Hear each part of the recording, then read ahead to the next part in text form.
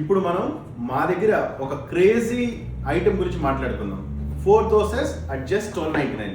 దీని వెనక ఉన్న స్టోరీ ఏంటంటే, అమెరికాలో వచ్చేసి మనకు జనరల్గా దోశ అనేది చాలా expensive. But for some reasons మీరు ఎక్కడికి వెళ్ళినా కానీ అమెరికా మొత్తంలో అన్ యావరేజ్ ఒక దోశ $10 ఉంటుంది. అన్ యావరేజ్ చెప్తున్నాను. కామెంట్స్లో మీరు నన్ను వేసుకోవచ్చు, but I live it to you. అదే ఇండియాలో వెళ్ళామనుకోండి, ఒక దోశ ఆర్డర్ చేస్తుంటాం, ఆనియన్ దోశ, మనకు తిన్నట్టు ఉండదు. ఇంకొక order dosa like masala dosa, egg dosa order చేస్తుంటాం. అక్కడైతే మనకు బడ్జెట్ ఫ్రెండ్లీగా ఉండేది, మనం అఫోర్డబుల్ చేసేంత ఉండేది. బట్ అమెరికాలో అలా కాదు. అలా వచ్చేసి నెక్స్ట్ ఇంకొక మెయిన్ రీజన్ ఏంటంటే, ఒక 1 or 2 మైల్స్కి ఎక్కడ చూసినా దోసెస్ అవైలబిలిటీ ఉంటుంది అందరికి.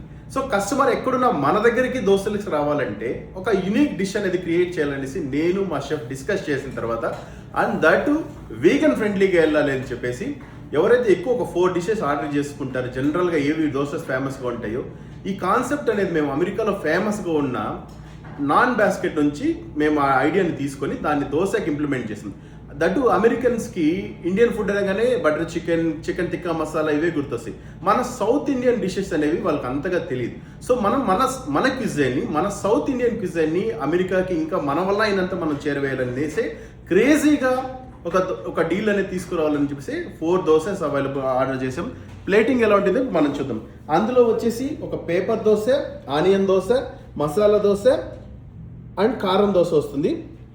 ఇందులో ఇందాక చెప్పినట్టుగానే వీగన్ ఫ్రెండ్లీగా ఉండాలి, అందరూ తినాలి, ఇందులో ఎగ్ దోశ ఇంక్లూడ్ చేయకూడదు అనేసి మా నిర్ణయం.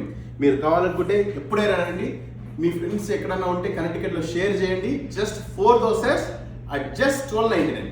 Thank you.